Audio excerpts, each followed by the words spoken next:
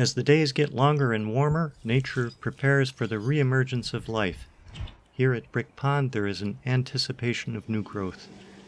Still the hardest of times, fall's bounty is mostly used up, and the green wave of spring with its promises of food has not yet swept through. This chipmunk has spent the winter near here with cached food. He now eats whatever he can find or dig up. Migratory birds have arrived in good shape for summer breeding.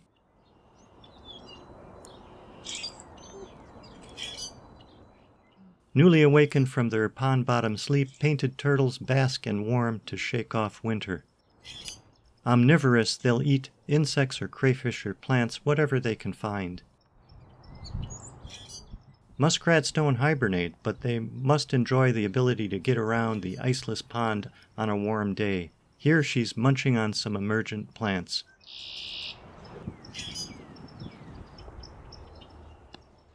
These geese are herbivores, here dipping for aquatic plants. Later in the season they'll have plenty of grass, grains, and berries.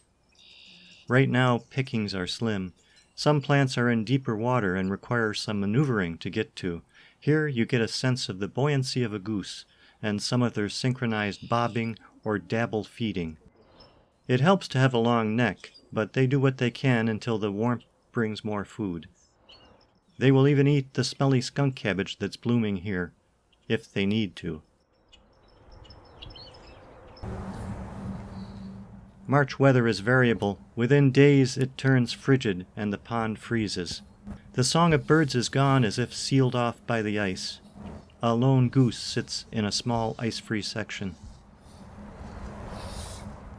But life continues. A muskrat has broken through the ice to make a feeding area.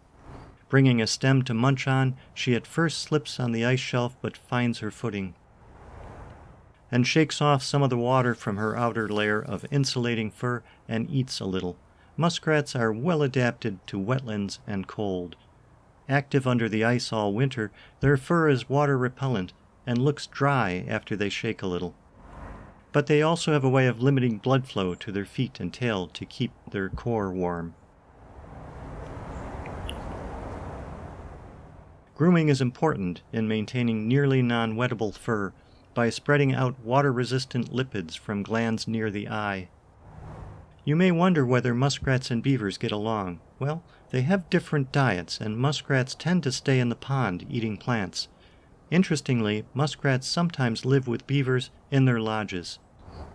Muskrat populations go through booms and busts, but this seems to be a very good year for muskrats. So if you stop by Brick Pond, you're liable to see a few. And you're likely to see a lot of grooming like this, or even some mutual grooming. Her meal and grooming complete, she returns to the water rather inelegantly. The warm weather is inevitable, and soon the ice will be gone again. But the muskrats do fine either way.